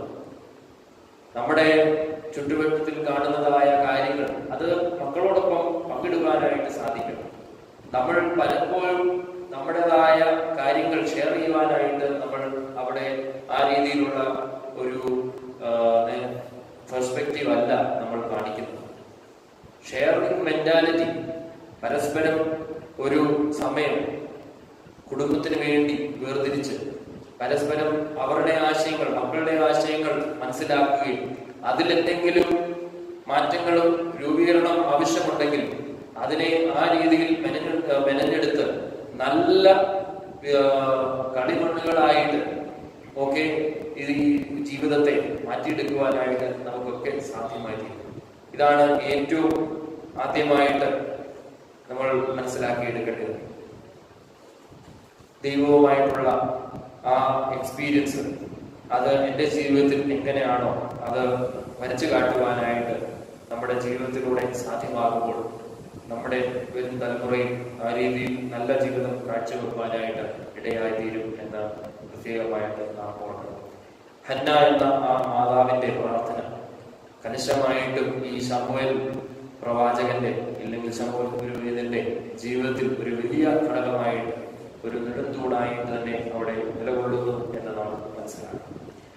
രണ്ടാമതായിട്ട് നാം ഈ ശമൂവേൽ പ്രവാചകന്റെ ജീവിതത്തിൽ തന്നെ സ്വാധീനിച്ച ഒരു ഘടകമെന്ന് പറയുമ്പോൾ ഹന്ന എന്ന ആ മാതാവിന്റെ ഒരു വ്യത്യസ്തമായ തൻ്റെ ഒരു ജീവിത രീതിയാണ്, സ്വയം അതിജീവിക്കുന്നതായ ഹന്നയുടെ ജീവിതം. നമ്മൾ ഈ ഒരു കാര്യം മനസ്സിലാക്കണമെങ്കിൽ പണ്ട് ഇല്ലെങ്കിൽ ഈ പഴയ നിയമം രചിക്കപ്പെടുന്നതായ കാലഘട്ടത്തിൽ എങ്ങനെയാണ് വന്ധ്യയായ സ്ത്രീകളെ അവർ കണ്ടുകൊണ്ടിരുന്നത് എന്ന് നമ്മൾ ഉൾക്കൊള്ളുവാൻ, മനസ്സിലാക്കുവാനായിട്ട് ഇടയാണ്. തനിക്ക് ഒരു കുഞ്ഞിനെ നൽകുവാൻ, പ്രസവിക്കുവാനായിട്ട് ആ ഒരു സൗഭാഗ്യമില്ല എന്ന് അവിടെ ഉറപ്പിച്ച് ആരാ പറയുന്നത്? ചുറ്റുമുള്ള സമൂഹമാണ് തന്നെ മുദ്രയിട്ട് ആ രീതിയിൽ കണക്കാക്കുന്നത്. അങ്ങനെ ചുറ്റും നിന്ന് ഈ രീതിയിൽ ആക്ഷേപിക്കുന്ന മനുഷ്യരുടെ ഇടയിലാണ് ഈ ഹന്ന, ഈ അമ്മയായ ഹന്ന അവിടെ നിലകൊള്ളുന്നത്. തന്റെ വാക്യന്റെ അർത്ഥം തന്നെ ദൈവം കൃപ എന്ന ഉള്ള അർത്ഥമാണ് ഹന്ന എന്ന് പറയുന്നത്, ഗ്രീഷ്യസ്നസ്. അപ്പോൾ ദൈവികമായ കൃപ ഈ ഹന്നയ്ക്ക് ലഭിച്ചിട്ടില്ല എന്ന് പറഞ്ഞാണ് ആ രീതിയിലുള്ള ഒരു കാര്യമാണ് ഈ സമൂഹം ചുറ്റും നിന്ന് പറഞ്ഞുകൊണ്ടിരിക്കുന്നത്. ഇങ്ങനെ ഇത് പലതവണ പല അവസരങ്ങളിൽ ഇത് കേട്ട് മനുഷ്യന്റെ ഹൃദയം തന്നെ പരിണിച്ചു. പക്ഷെ ഈ ഹന്നയുടെ ജീവിതം നമ്മൾ ആദ്യത്തെ ആ അധ്യായം കാണുമ്പോൾ തന്നെ മനസ്സിലാക്കാനായിട്ട് പറ്റുന്ന ഒരു കാര്യമാണ്. താൻ ആരെന്ന് പറഞ്ഞാലും താൻ തന്റെ ദൈവത്തോട് പ്രാർത്ഥിക്കുവാനായിട്ട് അതിനകത്തൊരു മുടക്കവും ഉണ്ടാക്കുന്നില്ല. താൻ മുട്ടിപ്പായിട്ട് തന്നെ പ്രാർത്ഥിക്കുകയാണ്. പ്രാർത്ഥന അവിടെ നിർത്തുവാനായിട്ടുള്ള ഒരു ശ്രമം നമ്മൾ കാണുന്നില്ല. ഇല്ലെങ്കിൽ ദൈവം എന്റെ പ്രാർത്ഥന കേൾക്കുന്നില്ല, ഞാൻ ഇതൊന്നും ചെയ്തിട്ട് കാര്യമില്ല എന്ന് പറഞ്ഞ് താൻ മാറിപ്പോവുകയാണ്. മുട്ടിപ്പായി തന്നെ അവിടെ പ്രാർത്ഥിക്കുന്നു. അങ്ങനെ മുട്ടിപ്പായി പ്രാർത്ഥിക്കുമ്പോൾ അതിൽ നിന്ന് നമുക്ക് ലഭിക്കുന്ന ഒരു മൂല്യം എന്ന് പറഞ്ഞാൽ, തന്റെ ജീവിതത്തിൽ ഏതൊരു പ്രതിസന്ധി വന്നാലും ഇമ്പോസിബിൾ ആയ കാര്യമില്ല, ദൈവത്താൽ എല്ലാം സാധ്യമാണ്, ദൈവത്താൽ എല്ലാം സാധ്യമാണ് എന്ന് നമ്മൾ മനസ്സിലാക്കി ജീവിക്കുവാൻ നമുക്ക് ഇടയായിത്തീരും. പലപ്പോഴും നമ്മളൊക്കെ അഹങ്കാരം കൊള്ളുന്ന ഒരു കാര്യമാണ്, ഞാൻ എൻ്റെ ജീവിതത്തിൽ നേടിയിരിക്കുന്നതായ കാര്യം ഇതെല്ലാം ഞാനാണ്, എൻ്റെ കഴിവുകൊണ്ടാണ് കെട്ടി ഉയർത്തിയിരിക്കുന്നത് എന്നുള്ള ഒരു ചിന്തയാണ്. പക്ഷെ അത് തെറ്റായ ധാരണയാണ്. എനിക്ക് ദൈവം കഴിവും അറിവും ആ രീതിയിലുള്ള സൗഭാഗ്യം കൊണ്ടതുകൊണ്ടാണ് ഞാൻ നല്ല രീതിയിൽ ഈ ഒരു ജീവിതം കഴിച്ചു കൊണ്ടുപോകാനായിട്ട് സാധ്യമാകും. എന്നാൽ എനിക്ക് ലഭിച്ചിരിക്കുന്നതായ ഈ അവസരങ്ങളെ നല്ല രീതിയിൽ വിനിയോഗിക്കുവാനായിട്ട് ദൈവം എന്നെ ആ രീതിയിൽ പരിശീലിച്ചില്ലെങ്കിൽ, ദൈവികമായ വിവേകം നമുക്ക് നൽകിയിട്ടില്ലെങ്കിൽ എങ്ങനെ നമ്മൾ ഈ ശ്രേണിയിൽ നമുക്ക് എത്തിച്ചേരുവാൻ സാധിക്കുമോ? നമ്മൾ തന്നെ ഒന്ന് ചോദിക്കുക, നമ്മളോട് തന്നെ ചോദിക്കേണ്ട ചോദ്യങ്ങളാണ്. ഒരിക്കലും നമുക്ക് സാധിക്കില്ല. പല വ്യക്തികൾക്ക് അങ്ങനെ അവസരങ്ങൾ ലഭിക്കാതെ നമ്മളെക്കാളും അവര് പല തൻ്റെ ജീവിതത്തെ സൗഭാഗ്യങ്ങളില്ലാതെ ജീവിക്കുന്ന അനേക വ്യക്തികൾ നമ്മുടെ ചുറ്റിലുമുണ്ട്. അപ്പോൾ അവരുമായിട്ട് നമ്മൾ താരതമ്യപ്പെടുത്തുമ്പോൾ കണിശമായിട്ടും എനിക്ക് ലഭിച്ചിരിക്കുന്ന സൗഭാഗ്യം അത് ഏറ്റവും കൂടുതലാണ് എന്ന് മനസ്സിലാക്കി ഉൾക്കൊണ്ടുകൊണ്ട് ജീവിക്കുവാനായിട്ട് നമുക്ക് സാധ്യമായി തീരണം. മാതാപിതാക്കളുടെ ഏറ്റവും നമ്മൾ ശ്രദ്ധിക്കേണ്ടതായ ഒരു കാര്യമാണ് മക്കളെ വളർത്തുമ്പോൾ ഈ ഒരു ബോധ്യം അവർക്കും നൽകുവാനായിട്ട് ഇടയാണ്. നമ്മളായിരിക്കുന്നത് നമ്മുടെ കഴിവുകൊണ്ടല്ല, നമ്മുടെ ദൈവം കൃപകൾ ചൊരിയുന്നതുകൊണ്ട് മാത്രമാണ് ഞാൻ ഈ ലോകത്തിലായിരിക്കുന്നത് എന്ന് മനസ്സിലാക്കി ജീവിക്കുവാനും ആ രീതിയിൽ മുന്നേറുവാനായിട്ട് നമുക്കിടയാണ്. പല സന്ദർഭങ്ങൾ പിന്നെ അതുപോലെ തന്നെ നമ്മൾ പരിശീലിപ്പിച്ചു കൊടുക്കേണ്ടതായ വേറൊരു കാര്യം എന്ന് പറയുമ്പോൾ സമൂഹം ചുറ്റും നിന്ന് നമ്മളെ ചിലപ്പോൾ വിമർശിക്കും. പക്ഷെ ഞാൻ ദൈവത്തോട് ഒന്നായി ഞാൻ ചേർന്ന് പ്രാർത്ഥനയോടെ ആ ഒരു മനോഭാവത്തോടെ ഞാൻ ഒരു കാര്യം മനസ്സിൽ ഞാൻ ഉറപ്പിച്ചു കഴിഞ്ഞാൽ ദൈവാശ്രയത്തോടെ എടുക്കുന്നതായ ആ കാര്യത്തിൽ ഉറച്ചു തന്നെ നിൽക്കുവാനായിട്ട് നമുക്ക് സാധ്യമായി തീരണം. അങ്ങനെ പ്രാർത്ഥനാപൂർവം മക്കളെ വളർത്തുവാനും വരും തലമുറയ്ക്ക് ആ രീതിയിലുള്ള പരിശീലനം കൊടുക്കുവാനായിട്ട് നമുക്ക് സാധ്യമായി തീരണം എന്ന് ഓർക്കുക. പലപ്പോഴും വേറൊരു കാര്യം ഇതിനോട് ബന്ധപ്പെട്ട് പറയാനായിട്ടുള്ളത്, നമ്മുടെ ജീവിതത്തിൽ വന്നു ചേരുന്നതായ പ്രതിസന്ധികൾ, ഡിഫിക്കൽട്ടായിട്ടുള്ള സിറ്റുവേഷൻസ് ചിലപ്പോഴൊക്കെ സ്നേഹത്തിനോടായിരിക്കും. നമ്മുടെ മക്കൾ അറിയരുത് എന്ന ചിന്തയോടെ അവരെ ആ കാര്യങ്ങളിലൊന്നും നമ്മൾ ഉൾക്കൊള്ളിക്കാൻ നമ്മൾ തന്നെ അതെല്ലാം സഹിക്കും. പക്ഷെ ഞാൻ മനസ്സിലാക്കുന്ന ഒരു കാര്യമാണ്, എത്രമാത്രം നമ്മൾ നമ്മുടെ കുഞ്ഞുങ്ങൾക്ക് കൊടുക്കേണ്ടതായ പരിശീലനം അവര് ആ കാര്യം ഉൾക്കൊള്ളുവാനായിട്ട് ഉള്ള ഒരു അവസരമായിട്ട് അതിനെ നമുക്ക് മാറ്റിയെടുക്കുവാനായിട്ട് പറ്റുകയാണ്. ജീവിതത്തിൽ വന്നു ചേരുന്നതായ ഏതൊരു പ്രതിസന്ധി അവർക്ക് മുന്നോട്ട് അവർ തന്നെ നേരിടുമ്പോൾ അതിനെ നല്ല പോലെ തന്നെ നേരിടുവാനായിട്ട് അവർക്ക് ഇടയായി. നേരെ മറിച്ച് നമ്മൾ അവരെ പ്രൊട്ടക്റ്റീവായിട്ട് പല കാര്യങ്ങൾ വേണ്ട, നീ ഇതിൽ ഇടപെടുന്നില്ലെങ്കിൽ അതിനകത്ത് അവരെ അറിയിക്കാത്ത രീതിയിൽ അവരെ നമ്മൾ നയിക്കുമ്പോൾ കണിശമായിട്ടും അവരുടെ ജീവിതത്തിൽ അവരെന്തെങ്കിലും ഒരു പ്രതിസന്ധി നേരിടുന്ന അവസരം വരുമ്പോഴത്തേക്ക് അവരെ അവിടെ ഇടതി വീഴുകയാണ്. പക്ഷെ അങ്ങനെ ആ രീതിയിലുള്ള പരിശീലനമല്ല നമ്മൾ മക്കൾക്ക് കൊടുക്കേണ്ടത്. നല്ല ഒരു ഏതൊരു കാര്യവും അതിനെ ദൈവാശ്രയത്തോടെ നമുക്ക് മുന്നേറുവാനായിട്ട് ഇടയാകും. ദൈവത്താൽ അസാധ്യമായ ഒന്നുമില്ല എന്ന് ആ ഉൾക്കാഴ്ചയോടെ ജീവിപ്പിക്കുവാനായിട്ട് നമുക്ക് ഇടയായിത്തീരണം. മക്കളെ അതുപോലെ വരും തലമുറയെ ആ രീതിയിൽ വാർത്തെടുക്കുവാനായിട്ട് നമുക്കൊക്കെ സാധ്യമായി തീരണം. ഇതാണ് നമുക്ക് അന്നയുടെ ജീവിതത്തിൽ നിന്ന് രണ്ടാമതായിട്ട് കാണാനായിട്ട് സാധ്യമാകുന്ന ഒരു പ്രത്യേകത. ഈ കാര്യങ്ങളൊക്കെ ഈ ശമൂവേൽ പ്രവാചകനെ അത് ഏറ്റവും നല്ല രീതിയിൽ തന്നെ അത് എഫക്ട് ചെയ്ത അല്ലെങ്കിൽ ഇൻഫ്ലുവൻസ് ചെയ്ത ഫാക്ടേഴ്സാണ്. ഏറ്റവും ഇൻഫ്ലുവൻഷ്യൽ ആയ ഒരു വ്യക്തിയായിരുന്നു മാതാവായ അമ്മമാരെ കണ്ട് മക്കൾ പഠിക്കും, പല കാര്യങ്ങൾ പഠിക്കാം. അവരുടെ നല്ല വശങ്ങൾ നോക്കി പഠിക്കും, മോശമായിരിക്കുന്ന കാര്യങ്ങളും കാരണം എപ്പോഴും അടുത്ത് ചേർന്ന് നിൽക്കുന്നത് അമ്മമാരോടാണ്. എത്ര അമ്മമാരോടും കൂടെ നിന്നാൽ പോലും അവർക്ക് ഇന്റർണൽ ആയിട്ട് ഒരു അഫെക്ഷൻ എപ്പോഴും അമ്മമാരാണ്. അതുകൊണ്ട് അപ്പന്മാർക്ക് ഇതിനകത്തൊരു പങ്കുമില്ല എന്ന് നമ്മൾ ചിന്തിക്കരുത്. കണിശമായിട്ടും പങ്കാളിത്തം രണ്ടുപേർക്കും ഉണ്ട്. പക്ഷെ ഇൻഫ്ലുവൻഷ്യൽ ആയിട്ടുള്ള വ്യക്തിത്വങ്ങളാണ് അമ്മമാർ. അതുകൊണ്ട് തന്നെ നമ്മൾ ചലിക്കുന്നതും ചെയ്യുന്നതായ ഓരോ കാര്യങ്ങൾക്ക് അതിൽ ശക്തമായിട്ട് നമ്മുടെ ഒരു ദിശാബോധം നമുക്കുണ്ടായിരിക്കും. ആവശ്യമില്ലാതെ കള്ളം പറയുമ്പോൾ ഇത് മക്കളാണ് കണ്ട് പഠിച്ചുകൊണ്ടിരിക്കുന്നത്.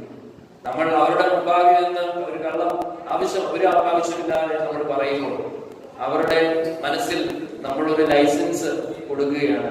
യു ക്യാൻ ഡു ദാറ്റ്, നിനക്കും അത് നിന്റെ ആവശ്യാനുസരണം നിനക്കത് ചെയ്തു കൊള്ളാം എന്നുള്ള ഒരു കാര്യം നമ്മൾ അവർക്ക് കൊടുക്കുകയും. പക്ഷെ അങ്ങനെ പോലും നമ്മൾ ചെറിയ ചെറിയ കള്ളങ്ങൾ പോലും ഈ കുഞ്ഞുങ്ങളുടെ മുമ്പാകെ പറയുവാനായിട്ട് ഇടയാകരുത് എന്നുള്ള ഒരു ബോധ്യം നമുക്കുണ്ടായിരിക്കും. അങ്ങനെ തന്നെ ഓരോ കാര്യങ്ങൾ നമ്മൾ വായം കൊണ്ട് പറയുന്നതായ വാക്കുകൾ അത് കുഞ്ഞുങ്ങൾക്ക് മുമ്പാകെ അത് അവരെ അഫക്റ്റ് ചെയ്യുന്നു എന്ന് മനസ്സിലാക്കിക്കൊണ്ട് അവരുടെ ജീവിതത്തിൽ മാറ്റം വരുത്തുവാനായിട്ട് ഇടയാകും എന്ന് ചിന്തിച്ചുകൊണ്ട് തന്നെ നമ്മുടെ വാക്കുകൾ ഉപയോഗിക്കുവാനായിട്ട് ഇടയാകും. അങ്ങനെ ഓരോ സന്ദർഭങ്ങൾ ഈ സമൂഹമാണല്ലോ പല കാര്യങ്ങൾ മനുഷ്യന്റെ മനസ്സിലേക്ക് ഇട്ടു നൽകുന്നത്. നമ്മളൊക്കെ ക്ലീൻ സ്ലേറ്റ്സ് ആണ്. ഈ സ്ലേറ്റിൽ എഴുതുന്നത് നമ്മൾ കാണുന്നതായ ഒബ്സർവ് ചെയ്യുന്നതായ കാര്യങ്ങൾ അത് നമ്മൾ അവിടെ പതിപ്പിച്ചുകൊണ്ടിരിക്കുകയാണ്. നമ്മുടെ നോട്ട്ബുക്കിനകത്ത് നമ്മളത് പതിപ്പിച്ചുകൊണ്ടിരിക്കുകയാണ്. കാണുന്ന ഓരോ ഒബ്സർവേഷൻസിനെയും ഞാൻ എൻ്റെ മനസ്സിലേക്ക് പതിപ്പിക്കുകയാണ്. ഇതിങ്ങനെയാണ്. അപ്പോൾ അങ്ങനെ നമ്മുടെ ലൈഫ് എക്സ്പീരിയൻസസ് നമ്മൾ കൂട്ടുമ്പോൾ കണിശമായിട്ട് ചിലപ്പോഴൊക്കെ അത് നെഗറ്റീവ് രീതിയിൽ നമ്മളെ ഇൻഫ്ലുവൻസ് ചെയ്യാനായിട്ട് ഇടയാണ്. പല വ്യക്തികൾ എൻ്റെ മുമ്പാകെ വന്ന് അവരുടെ പ്രശ്നങ്ങൾ അവര് പറയുമ്പോൾ, എസ്പെഷ്യലി ഈ മക്കളോട് ബന്ധപ്പെട്ട് നിൽക്കുന്നതായ കാര്യങ്ങൾ പറയുമ്പോൾ അതിനകത്ത് നമുക്ക് ചെയ്യാൻ പറ്റാത്ത രീതിയിലേക്ക് അത് പോയി കഴിഞ്ഞിട്ടായിരിക്കും ആ കാര്യങ്ങൾ നമ്മുടെ മുമ്പാകെ പറയുന്നത്. അപ്പോൾ ആ ലെവൽ ലിമിറ്റ് ക്രോസ് ചെയ്ത് പോയതിനു ശേഷം അതിൽ കരഞ്ഞിട്ട് നമുക്ക് കാര്യമില്ല. പക്ഷെ എന്നാൽ പോലും നമ്മൾ ഒരിക്കലും നമ്മുടെ ആശ വിടുവാനായിട്ടിടയാണ്. We have to be hopeful. നമ്മൾ പ്രാർത്ഥനാപൂർവം ആ കാര്യത്തെ നമുക്ക് നേരിടുവാനായിട്ട് സാധ്യമാകും. ശൗലിനെ ദൈവത്തിന് മാറ്റിയെടുക്കുവാനായിട്ട് സാധ്യമാകുമെങ്കിൽ ശൗല് എന്ന് പറയുമ്പോൾ ആ ശൗൽ ആരായി മാറി? പൗലോസായി മാറിയതേ. അപ്പോൾ ക്രിസ്ത്യാനികളെ കൊല്ലുന്ന ശൗലിനെ ക്രിസ്ത്യാനികൾക്ക് വേണ്ടി മരിക്കുന്ന പൗലോസ്ലിഹായായിട്ട് മാറ്റി ദൈവം ഉണ്ടെങ്കിൽ കണിശമായിട്ടും ഏതൊരു വ്യക്തിയെ മാറ്റിയെടുക്കുവാനായിട്ട് ഇടയാവും. അതിൽ ഒരു സംശയമുണ്ട്. പക്ഷെ പ്രത്യാശയോടെ മുന്നേറുവാൻ പ്രാർത്ഥിക്കുവാനായിട്ട് നമുക്ക് സാധ്യമാണ്. ചില വ്യക്തികൾ ചില കുടുംബങ്ങൾ കാണുന്ന കാര്യങ്ങളാണ്. സംസാരിക്കുന്ന ഇടയിൽ നമ്മളോട് സംസാരിക്കുമ്പോൾ ഭാര്യയും ഭർത്താവും അവര് ഒരു വൈദികന്റെ മുന്നേ വെച്ച് തന്നെ വഴക്കിടുന്നതായിട്ട് കാണും. അപ്പോൾ പബ്ലിക്കായിട്ട് തന്നെ വഴക്കിടുന്നുണ്ടെങ്കിൽ എത്രമാത്രം അവരുടെ പേഴ്സണൽ സ്പേസിൽ ഏത് രീതിയിലായിരിക്കും ആ എൻവയറമെന്റ് ചലിക്കുന്നതെന്ന് ഒന്ന് ഊഹിക്കാവുന്നതേ ഉള്ളൂ. നമ്മൾ ചെയ്യുന്ന ഓരോ ക്രിയകളും അത് നമ്മളെ മാത്രമല്ല ബാധിക്കുന്നത്, കണ്ടുകൊണ്ടിരിക്കുന്നത് ആയ തലമുറയെ അത് ഒത്തിരി ഏറെ ബാധിക്കും എന്ന് മനസ്സിലാക്കി നമ്മുടെ ജീവിതത്തെ ചലിക്കുവാനായിട്ട് ഇടയായിത്തീരും. മൂന്നാമതായിട്ട് ശമൂവേൽ പ്രവാചകനെ തൻ്റെ ക്യാരക്ടറിനെ ഏറ്റവും കൂടുതൽ ഇൻഫ്ലുവൻസ് ചെയ്ത ഒരു കാര്യമാണ് അപ്പനായ എൽക്കാനയുടെ ബന്ധങ്ങൾക്ക് താൻ കൊടുക്കുന്നതായ പുതിയ ഒരു ആക്ഷേപം. റിലേഷൻഷിപ്സിനെ ഏറ്റവും കൂടുതൽ പ്രസക്തി നൽകുന്ന ഒരു പിതാവിനെയാണ് എൽക്കാനയിൽ, തന്റെ പിതാവായ എൽക്കാനയിൽ ശമൂവേൽ ബാലന് കാണുവാനായിട്ട് സാധ്യമായത്. എൽക്കാനയ്ക്ക് 2 ഭാര്യമാർ. അതിൽ ഒന്നായിരുന്നല്ലോ ഹന്ന എന്ന ശമൂവേൽ പ്രവാചകന്റെ അമ്മ. അപ്പോൾ തന്റെ ഈ വന്ധ്യയായിരിക്കുന്നതായ ആ വേളയിൽ 1-ാം അധ്യായത്തിൽ നാം കാണുന്ന ഒരു കാര്യമാണ്. അവിടെ ഒരു കൺവെർസേഷൻ ഈ ഭാര്യ ഭർത്താവ് തമ്മിൽ നടത്തുന്നത്. നീ എന്തിനാ വിഷമിക്കുന്നത്? നിനക്ക് 10 കുഞ്ഞുങ്ങളെക്കാട്ടിലും ഞാൻ സന്തോഷം നൽകുന്നില്ല. നീ വിഷമിക്കേണ്ടതായ ആവശ്യമില്ല എന്ന് അവിടെ ബോധ്യപ്പെട്ടു കൊടുക്കുകയും അവർക്കൊരു കൺസോളിംഗ് ആയിട്ടുള്ള ഒരു പവറായിട്ട് നിൽക്കുകയും. പലപ്പോഴും ആണുങ്ങൾ അല്ലെങ്കിൽ നമ്മുടെ ഒക്കെയുള്ള കാര്യങ്ങളാണ് വാക്കുകൾ ഉപയോഗിച്ച് കുത്തി നോവിപ്പിക്കുന്നതായ ഒരു രീതി. കണിശമായി ഇതൊരു ഹൃദയത്തിൽ നമ്മൾ ഈ പറയുന്നതായ വാക്കുകൾ അത് ഒത്തിരിയേറെ അതിൻ്റെതായ ഇൻഫ്ലുവൻസ് ഉണ്ടാകും. വാക്കുകൾ ഒരു പ്രാവശ്യം വായിന്ന് വന്നു കഴിഞ്ഞാൽ അതിനെ തിരിച്ചെടുക്കുവാനായിട്ട് സാധിക്കില്ല. അതുകൊണ്ട് തന്നെ നമ്മൾ പറയുന്ന നോക്കുന്നതായ വാക്കുകളെ ഒത്തിരി പരിശോധിച്ച് ഉപയോഗിക്കുവാനായിട്ട് ഇടയാണ്. പരിശുദ്ധ പിതാക്കന്മാര് പറയുന്ന ഒരു കാര്യമാണ്, നമ്മുടെ സെൻസ് ഓർഗൻസിനെ നമ്മൾ നോക്കുമ്പോൾ എല്ലാം എന്താ ഇൻപുട്ട് എടുക്കുന്ന. ഇപ്പൊ കാഴ്ച, അപ്പം എന്തെങ്കിലും ഒരു ഒബ്ജക്റ്റ്, നമ്മൾ എന്തെങ്കിലും ഒരു സാധനം കണ്ടു, അപ്പൊ അത് മനസ്സിൽ അത് ഒരു കുരിശിനെ നമ്മൾ കാണുകയാണെങ്കിൽ ഇത് നമ്മുടെ റെറ്റിനയിൽ പതിഞ്ഞ് അകത്തൊരു ഇമേജ് അത് ഫോം ചെയ്യും. അതുപോലെ തന്നെ ചെവിയിൽ എന്തെങ്കിലും സൗണ്ട് കേൾക്കുമ്പോൾ അത് നമ്മുടെ സൗണ്ട് ഇയർ ഡ്രംസിൽ അത് ഒരു ശബ്ദം, ഒരു വൈബ്രേഷൻസ് അവിടെ ഉണ്ടാകും. അപ്പോൾ ഇൻപുട്ട് ഉള്ള സെൻസറി ഓർഗൻസ്. എന്നാൽ ഔട്ട്പുട്ടിൽ അത് നൽകുന്ന ഇല്ലെങ്കിൽ ഒരു കാര്യമാണ് നാവ് എന്ന് പറയുന്നത്. ഒരു നാവിനെ ഏറ്റവും കൂടുതൽ നിയന്ത്രിക്കണം എന്ന് പറയുന്ന പിതാക്കന്മാരാണ് ഭൂരിപക്ഷം നമ്മുടെ പൂർവിക ഫാദേഴ്സ്, പാട്രിയാർക്കൽ ഫാദേഴ്സ് നമ്മൾ കാണുമ്പോൾ നമുക്ക് കാണുവാനായിട്ട് ഇടയാകുന്നത്. നാവിനെ നീ നിയന്ത്രിക്കുക. നമ്മുടെ ഇപ്പോൾ നോമ്പിലുള്ള പ്രാർത്ഥനകളിലും ഈ കാര്യങ്ങൾ പറയുന്നു. ഏറ്റവും ശ്രദ്ധിക്കേണ്ടതായ ഒരു അവയവമാണ് എന്താ? നാവ്. അനാവശ്യമായിട്ട് ഇതിനെ നമ്മൾ ഒരിക്കലും ഉപയോഗിക്കുവാനായിട്ട് ഇടയാണ്. നാവിനെ നിയന്ത്രിക്കുവാനായിട്ട് സാധിച്ചാൽ വളരെയധികം നമ്മുടെ ജീവിതത്തിലുള്ള പ്രതിസന്ധികളെ നമുക്ക് അതിജീവിക്കുവാനായിട്ട് ഇടയാണ്. നാവിനെ നിയന്ത്രിക്കുവാനായിട്ട് സാധിക്കണമെങ്കിൽ കണിശമായിട്ടും അത് വലിയൊരു കഴിവ് തന്നെയാണ്. ചില വ്യക്തികൾ നമുക്ക് കാണാനായിട്ടിടയാകും, അവര് കൂടുതലൊന്നും അവർ മിണ്ടുകയില്ലായിരുന്നു. പക്ഷെ ആ നാവിനെ നിയന്ത്രിക്കുവാനായിട്ടുള്ള ശ്രമത്തിന്റെ ഭാഗമായിരിക്കും. ഇല്ലെങ്കിൽ അവർക്ക് ആ ഒരു ഇൻട്രോവേർട്ടായിട്ടുള്ള ഒരു സ്വഭാവ ശൈലിയായിരിക്കും.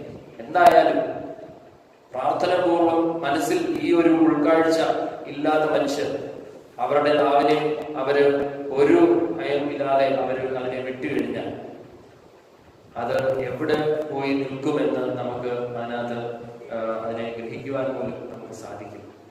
നാവിനെ ആ രീതിയിൽ നിയന്ത്രിച്ച് ഉപയോഗിക്കുവാനായിട്ടിടയാകും. നമ്മുടെ കുടുംബജീവിതങ്ങളിൽ നാവിനെ നമ്മൾ നല്ല വ്യക്തമായിട്ട് അതിനെ ഉപയോഗിക്കുകയാണെങ്കിൽ കണിശമായിട്ടും അനുഗ്രഹപ്രദമായ ഒരു കുടുംബജീവിതം നമുക്ക് നയിക്കുവാൻ സാധ്യമാണ്. പല കുടുംബങ്ങളിൽ ഈ നാവ് വെച്ച് പറയുന്ന ചില കാര്യങ്ങൾ അത് ചിലപ്പോൾ മനസ്സിൽ അത്രയും ഉൾക്കൊള്ളിച്ചുകൊണ്ട് പറയുന്നതല്ലായിരിക്കും. മറ്റേ ഫ്രാക്ഷൻ ഓഫ് മൊമെന്റ് ആയിരിക്കും ആ പറഞ്ഞ ദേഷ്യത്തിൽ പറഞ്ഞത് തീർക്കും. പക്ഷെ പിന്നീട് ഈ പറയുന്ന വാക്കുകളെ തിരിച്ചെടുക്കുവാനോ അതിനെ ആ രീതിയിൽ നമുക്ക് അതിനെ കോംപ്രമൈസ് ചെയ്തെടുക്കുവാനായിട്ട് നമുക്ക് സാധിക്കാതെ പോവുകയാണ്. ഇവിടെ എൽക്കാന ഹന്നായിക്ക് കൊടുക്കുന്നതായ ആ സാന്ത്വന വാക്കുകൾ കണിശമായിട്ടും അത് അപ്രിസിയേഷൻ അർഹിക്കുന്ന ഒന്നാണ്. നമ്മൾ ജനിക്കുന്നതായ ഓരോ വാക്കുകൾ അത് ദൈവത്തിന് പ്രീതികരമായിട്ട് അത് മാറണം എന്ന് ഞാൻ ഓർമ്മിപ്പിക്കുകയാണ്. മറ്റുള്ളവരിൽ ദൈവ സാന്നിധ്യത്തെ മനസ്സിലാക്കി ഉൾക്കൊള്ളുവാനും നമ്മുടെ ജീവിതം ആ രീതിയിൽ അതിനെ നമ്മൾ കാണുവാനായിട്ട് സാധിക്കുകയാണെങ്കിൽ ചുറ്റും നമ്മുടെ ദൈവം വസിക്കുന്ന ശരീരങ്ങൾ അല്ലെങ്കിൽ സാന്നിധ്യമാണ്. എല്ലാവരും ഇവിടെ ഇരിക്കുന്ന ഓരോ വ്യക്തികളിലും ദൈവ സാന്നിധ്യമുള്ളവരുണ്ട്. അങ്ങനെ ദൈവ സാന്നിധ്യത്തോടെ ഞാൻ എൻ്റെ ജീവിതം ഞാൻ ചലിക്കുമ്പോൾ ഞാൻ കണിശമായിട്ടും അത്രയും ശ്രദ്ധയോടെ എൻ്റെ നാവിനെ ഞാൻ ഉപയോഗിക്കും. 2 മോങ്സിന്റെ സന്യാസികളുടെ കഥ ഇപ്രകാരമാണ്. ഈ സന്യാസികൾ അവരുടെ ആശ്രമത്തിൽ ജീവിച്ചപ്പോൾ പരസ്പരം ഒരു രീതിയിലും ബന്ധപ്പെടുവാനോ അവരവരുടെ കാര്യങ്ങൾ മാത്രം നോക്കി ജീവിക്കുന്ന രണ്ട് സന്യാസികൾ. ഇവര് ഈ സന്യാസികളിൽ ഒരാൾ രോഗിയായിട്ട് ഇരുന്ന വേളയിൽ താൻ ചിന്തിച്ചു, എന്നെ സഹായിക്കാൻ ഇപ്പോൾ ആരുമില്ലല്ലോ. അപ്പോൾ ഈ ആശ്രമത്തിൽ ഇനിയും ഇൻമേറ്റ്സ് വന്നില്ലെങ്കിൽ, പുതിയ സന്യാസികൾ വന്നില്ലെങ്കിൽ ഈ എന്റെ ജീവിതത്തിന്റെ അവസ്ഥ എന്തോ ആയിത്തീരും എന്ന് അറിയില്ല. അതുകൊണ്ട് ആ സന്യാസികൾക്ക് ഒരു ധാരണയിൽ അവർ വരുന്നു, നമുക്ക് ഒരു പിതാവിനെ പോയി നമുക്ക് കാണാം, അവരുടെ ഗൈഡ് ലൈൻസ് നമുക്ക് എടുക്കാമെന്ന് മനസ്സിലാക്കി അവർ ആ രണ്ട് സന്യാസികളും ഒരു മഹൽ വ്യക്തിയുടെ അടുത്തേക്ക് അവർ പോകും. അങ്ങനെ അവര് ഈ വ്യക്തിയുടെ അടുത്തേക്ക് പോകുന്ന വേളയിൽ അവര് ഏറ്റവും ആദ്യമായിട്ടാണ് ഒരു ധാരണയിൽ അവർ എത്തിച്ചേരുന്നത്. അതുവരെ അവര് സംസാരിക്കുകയും അങ്ങനെ ഉള്ള ഒരു രീതിയിലുള്ള വ്യക്തികളെയല്ല. ഇങ്ങനെയുള്ള ഒരു പ്രതിസന്ധി വന്നപ്പോൾ അവര് ഒരു ധാരണയിൽ വന്ന് അവർ ആ മഹൽ വ്യക്തിയുടെ അടുത്തേക്ക് അവർ ചെല്ലുകയും അവിടെ വെച്ച് ആ വ്യക്തി ഈ രണ്ട് സന്യാസികളോട് പറഞ്ഞ ഒരു കാര്യമാണ്, നിങ്ങളിൽ ഒരുവൻ ബുദ്ധനാണ്, നിങ്ങളിൽ ഒരുവൻ ബുദ്ധനാണ് എന്ന് ഉള്ള ഒരു സ്റ്റേറ്റ്മെന്റ് ആ മഹൽ വ്യക്തി പറഞ്ഞു. ഈ സന്യാസികൾ പിന്നീട് ഈ ഒരു ചിന്തയോടെയാണ്, എടാ ഇത്രയും കാലം ഞങ്ങൾ ആദരിക്കുന്ന ആരാധിക്കുന്ന ഒരു വ്യക്തി എന്റെ അടുത്ത് നിന്നിട്ട് ഞാൻ സംസാരിച്ചില്ല, ഞാൻ നല്ല രീതിയിൽ അവരോട് ഇടപെട്ടില്ലല്ലോ എന്നുള്ള ഒരു വിഷമവും ആ രീതിയിലുള്ള കാര്യങ്ങൾ അവരുടെ മനസ്സിലേക്ക് പരസ്പരം അവര് തമ്മിൽ ഉള്ള സഹകരണം വർദ്ധിച്ചു. അവര് ബഹുമാനിക്കുകയും പല രീതിയിൽ അവർ ഒരുമിച്ച് കാര്യങ്ങൾ ചെയ്യുകയും എടുക്കുകയും ചെയ്യുമ്പോൾ ഇത് കണ്ട് ആ ചുറ്റുമുള്ള സമൂഹം ഇവരെ കാണുവാനും ഇവരുടെ ആ മാതൃപരമായ ജീവിതത്തെ അനുകരിക്കാനായിട്ട് അവര് ആ രീതിയിൽ ഈ ആശ്രമത്തിലൊക്കെ വന്നു ചേരുന്നതായിട്ട് ഈ കഥയിൽ പറയുന്നു.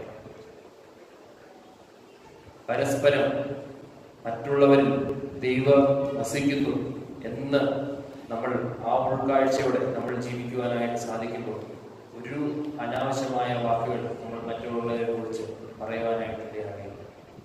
ഈ ഒരു കാര്യം എപ്പോഴും നമ്മുടെ മനസ്സിലുണ്ടായിരിക്കും. ഞാനൊരാ വ്യക്തിയെ കുറിച്ച് ഞാൻ എന്തെങ്കിലും അനാവശ്യം പറയുമ്പോൾ എന്താണ് പറ്റുന്നത്? ഞാൻ അവരിലുള്ള ദൈവത്വത്തെ ഞാൻ അവിടെ ആക്ഷേപിക്കുക. അവരിൽ ഉണ്ടായിരിക്കുന്ന ദൈവം ഞാൻ ആരാധിക്കുന്ന ദൈവം തന്നെയാണ്. ചെറിയ അംശമായിരിക്കും എന്തായിരുന്നാലും ആ വ്യക്തിയെ കുറിച്ച് ഞാൻ എന്തെങ്കിലും അനാവശ്യമായിട്ട് എന്തെങ്കിലും പറഞ്ഞിട്ടുണ്ടെങ്കിൽ ഞാൻ അവരിലുള്ള ദൈവത്വത്തെ ഞാൻ അവിടെ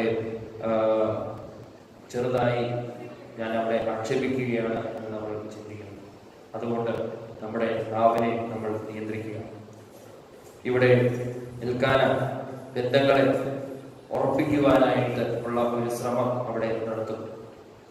ഈ ഒരു കാര്യം ശമൂവേൽ പ്രവാചകനും തൻ്റെ ഈ മാതാപിതാക്കളിൽ നിന്ന് ലഭ്യമായിരിക്കുന്നതായ ഒരു കാര്യങ്ങളാണ്. ഒരു പേഴ്സണൽ ആയിട്ടുള്ള ട്രെയ്റ്റ്സ് ആണ്, മാതാപിതാക്കളിൽ നിന്ന് കിട്ടിയതായ മൂല്യങ്ങളാണ്.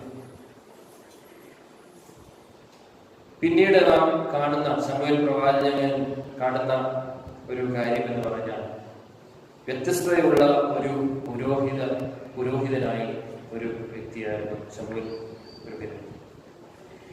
ഈ ശമൂവേൽ പ്രവാചകന്റെ ജീവിതം നമ്മളൊന്ന് മുഴുവനായിട്ട് നോക്കുമ്പോൾ തൻ്റെ കാലഘട്ടത്തിൽ അനേക പുരോഹിതന്മാരുണ്ടായിരുന്നു. ഏലി പുരോഹിതന്റെ മക്കളും ആ കാലഘട്ടത്തിലുള്ളവൻ. ഏലി പുരോഹിതന്റെ മക്കൾ ആണ് കണിശമായിട്ടും ഈ ഇസ്രായേൽ ജനതയെ അവർ നയിക്കുന്നത്. കൊടുക്കേണ്ട മാർഗനിർദ്ദേശം അവരാണ്. പക്ഷെ എന്തിനാണ് ശമൂവേൽ പ്രവാചകനില് യഹോവയാം ദൈവം മാറുന്നത്, അല്ലെങ്കിൽ എന്തിനാ ആ ഒരു രീതിയിൽ കാണുന്നത് എന്ന് പറഞ്ഞാൽ, ഏലി പുരോഹിതന്റെ മക്കൾ ദൈവാശ്രയത്തിൽ വളരാത്ത ഒരു കൂട്ടരായിരുന്നു. അവർ ഈ റിലീജിയസ് ആസ്പെക്ട്സിനെയൊക്കെ അവർ ബിസിനസ് ഓറിയന്റഡ് ആയിട്ടുള്ള രീതിയിലേക്ക് ചലിപ്പിക്കുന്നതായ വ്യക്തികൾ. അതുകൊണ്ട് തന്നെയാണ് അവരുടെ ഡീവിയേറ്റഡ് ആയിട്ടിരിക്കുന്നതായ വേ, ആ പാതയെ ശരിപ്പെടുത്തുവാൻ വേണ്ടിയാണ് ശമൂവേൽ പ്രവാചകനെ അവിടെ ആക്കിയത്. മറ്റേ ആ കൂട്ടത്തോട്, അല്ലെങ്കിൽ നമ്മൾ പറയാറുണ്ടല്ലോ, നാടോടുമ്പോ നടുവേ ഓടണം എന്ന് പറയുന്ന ഒരു രീതി നമ്മളൊക്കെ കേട്ടിട്ടുണ്ട്. അപ്പോൾ ഇങ്ങനെ മറ്റുള്ളവരെല്ലാവരും ചെയ്യുന്നുണ്ടെങ്കിൽ എനിക്കും ചെയ്യാമെന്ന് ഈ ശമൂവേൽ പുരോഹിതന് ചിന്തിക്കാമായിരുന്നു. പക്ഷെ താൻ അങ്ങനെയല്ല ചിന്തിക്കുന്നത്. I will stride against the flow. ഞാൻ ആ പ്രവാഹത്തിന്റെ ഒപ്പം അല്ല ഞാൻ പോകേണ്ടത്, ഞാൻ അതിന് അഗെൻസ്റ്റ് ആയിട്ട് പോകും. കാരണം അതാണ് എനിക്ക് ദൈവത്തിലേക്ക് ചെന്നെത്തിക്കുവാനായിട്ട് ഇടയാണ്. കർശമായിട്ടും വലിയ പ്രയാസമുള്ള ഒരു കാര്യം തന്നെയാണ്. നമ്മുടെ ചുറ്റിലും പല വ്യക്തികൾ പല രീതിയിലൊക്കെ ജീവിക്കുന്നതായിട്ട് കാണാമായിരിക്കും. പക്ഷേ നമുക്കറിയാം, നമ്മുടെ ബോധ്യം, നമ്മൾക്ക് ദൈവം നൽകുന്നതായ ബോധ്യമുണ്ട്. ഞാൻ ജീവിക്കേണ്ട ഈ രീതിയിലാണ്. അതിന് ഒത്തിരി പ്രയാസങ്ങളും ബുദ്ധിമുട്ടുകളും ഒക്കെ വന്നു ചേർന്നില്ല. പക്ഷേ ഞാൻ അതിൽ മാത്രം ജീവിക്കും എന്ന് ഉറച്ച് നിൽക്കുവാനായിട്ടിടയാണ്. നമ്മളെ കുറെയൊക്കെ ആദ്യം തട്ടും. പക്ഷെ നമ്മൾ ചിന്തിക്കുക, ദൈവം എനിക്ക് അടിസ്ഥാനമായിട്ടുണ്ട്. ആ അടിസ്ഥാനമായിരിക്കുന്നതായ ദൈവത്തോട് പറ്റിച്ചേർന്ന് ഞാൻ നേർവഴിയിലേക്ക് യാത്ര ചെയ്യുവാനായിട്ട് ഉള്ള ഒരു ശ്രമം ഞാൻ നടത്തുവാനായിട്ട് എടുക്കണം. ഇങ്ങനെയുള്ള ഒരു ശ്രമം നടത്തുമ്പോൾ കനശമായിട്ടും ദൈവത്തിന്റെ അളവറ്റ കൃപകൾ ദൈവം ചൊരിഞ്ഞു നൽകും. ഇവിടെ ശമൂവേൽ പ്രവാചകൻ ആദ്യമായിട്ടാണ് ഈ അധ്യായത്തിൽ കാണുന്നത്.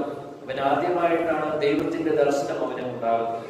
അവിടെ വ്യക്തമായിട്ട് എഴുതുന്നത് ആദ്യമായിട്ടാണ് ദൈവത്തിന്റെ. അതുകൊണ്ടാണ് അവന് ഈ ശമൂവേലെ എന്ന് വിളിക്കുമ്പോൾ ഇത് ദൈവം, യഹോവയാം ദൈവം വിളിക്കുകയാണ് എന്ന് മനസ്സിലാക്കുവാനായിട്ട് ഇടയാണ്. പിന്നീട് തന്റെ ജീവിതത്തിൽ മുഴുവനും ഓരോ ഘട്ടങ്ങളിൽ ഈ പ്രവാചകനെ നല്ല രീതിയിൽ നയിച്ചത് യഹോവയാം ദൈവമാണ്. ഓരോ കാര്യങ്ങൾ ചെയ്യുമ്പോൾ യഹോവയാം ദൈവം ഒരു നിർദ്ദേശം നൽകുകയാണ്. ഇത്ര സൗഭാഗ്യമുള്ള ഒരു ജീവിതമാണ് എന്ന് നമ്മൾ മനസ്സിലാക്കും.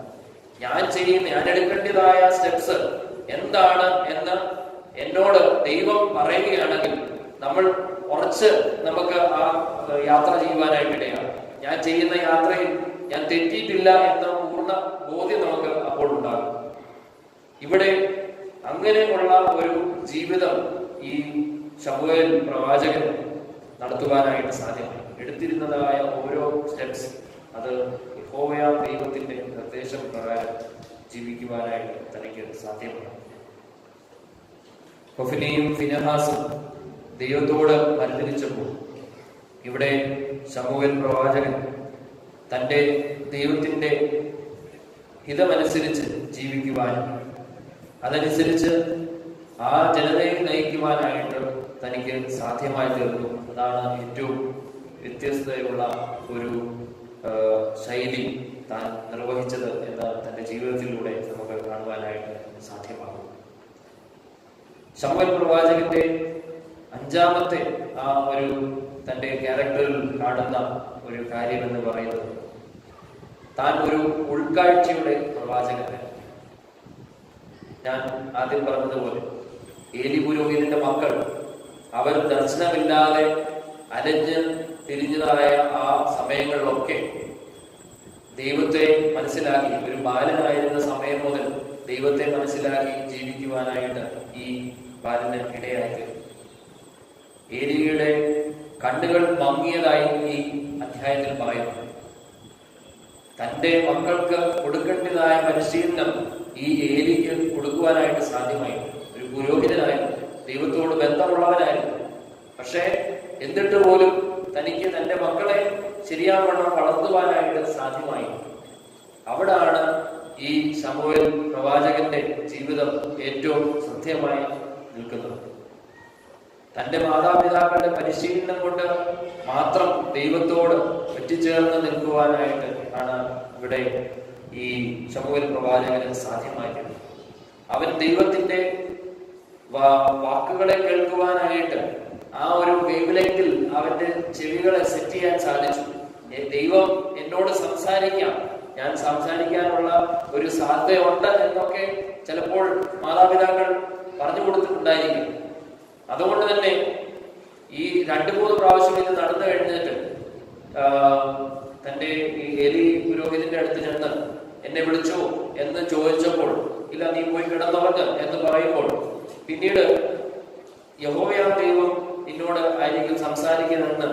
പറഞ്ഞ് നീ ഇടയൻ കേൾക്കുന്നു എന്ന് നീ മറുപടി നൽകണം എന്ന് പറയുമ്പോൾ ഈ ശമൂവേൽ പ്രവാചകൻ മനസ്സിലാക്കി, യഹോവയാം ദൈവം എന്നെ തെരഞ്ഞെടുക്കുവാനായിട്ടുള്ള ഒരു നിമിഷം അവിടെ ചെന്നെത്തിയിരിക്കുന്നു. ശമൂവേൽ പ്രവാചകൻ ഈ വാക്കുകൾ കേൾക്കുവാനായിട്ട്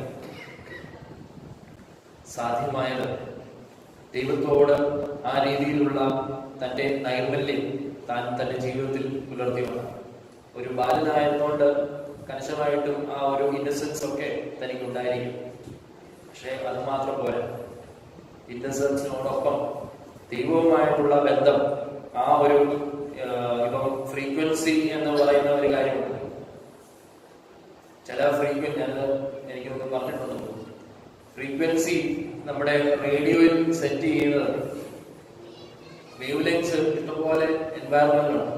പക്ഷെ അത് കറക്റ്റായിട്ട് ആ ഒരു ഫ്രീക്വൻസി സെറ്റ് ചെയ്താൽ മാത്രമേ ആ വേവ് കറക്റ്റായിട്ടുള്ള സിഗ്നൽ നമുക്ക് നമ്മുടെ ഇൻസ്ട്രുമെന്റിൽ അത് ലഭിക്കുകയുള്ളൂ. അപ്പോൾ ഈ ഫ്രീക്വൻസി നമുക്കൊക്കെ അനുഭവിക്കുവാനായിട്ട് ഇടയാകുന്നു. പക്ഷെ നമ്മളൊന്നും അതിനെ അത് മനസ്സിലാക്കി എടുക്കാനായിട്ട് ഉള്ള ഒരു ശ്രമം നമ്മൾ നടത്തുന്നു. ദൈവം നമ്മളോട് സംസാരിക്കാനായിട്ട് പല അവസരങ്ങളിൽ ശ്രമിച്ചിട്ടുണ്ട്. ആ ഒരു കാര്യം നമ്മൾ മനസ്സിലാക്കി, ഞാൻ ദൈവത്തിന്റെ അനുസരണം ഞാൻ ജീവിക്കണമെങ്കിൽ ഈ വേവ്ലെങ്തിനെ ഞാൻ ഏറ്റെടുത്ത് ഈ ദൈവത്തിന്റെ ആ വിളിയെ മനസ്സിലാക്കി ഞാൻ ജീവിക്കുവാനായിട്ട് സാധ്യമായി തീരണം. പലപ്പോഴും പല വ്യക്തികൾ പറഞ്ഞ് നമ്മൾ കേട്ടിട്ടുണ്ടായിരിക്കാം, ബാല്യം മുതൽ തന്നെ ദൈവം വിളിച്ച് വേർതിരിച്ചതാണ്. ഇപ്പോൾ പ്രവാചകന്മാരെ കുറിച്ച്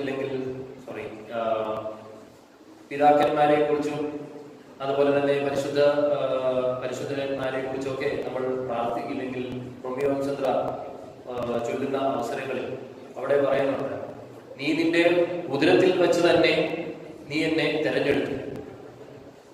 പ്രവാചകൻ ഇവരെ കുറിച്ച്, പരിശുദ്ധന്മാരെ കുറിച്ച് പറയുകയാണ്. ഉദരത്തിൽ വെച്ച് തന്നെ തിരഞ്ഞെടുക്കപ്പെടുന്നതായ ആ ഒരു നിമിഷം, നമ്മളൊക്കെ ഉരുവാകുന്നതായ സമയം മുതൽ ദൈവത്തിന്റെ കൃപകൾ ആ ഒരു രീതിയിൽ നമ്മളോട് പറ്റിച്ചേർന്നിരിക്കുകയാണ്. പക്ഷേ നമ്മൾ ഇത് ഉൾക്കൊള്ളുവാനായിട്ട് നമുക്ക് പ്രായം ചെന്നു കഴിഞ്ഞാൽ പോലും നമുക്കത് മനസ്സിലാക്കുവാനോ ഉൾക്കൊള്ളുവാനായിട്ട് ഇടയാവില്ല. യേശു തമ്പുരാൻ മാതാവിന്റെ ഉദരത്തിൽ ആയിരുന്നു. നമുക്കറിയാം. ആരുടെ അടുത്ത് ചെന്നേ? യേശുവായുടെ അടുത്ത് ചെന്നപ്പോൾ എന്ത് പറ്റി?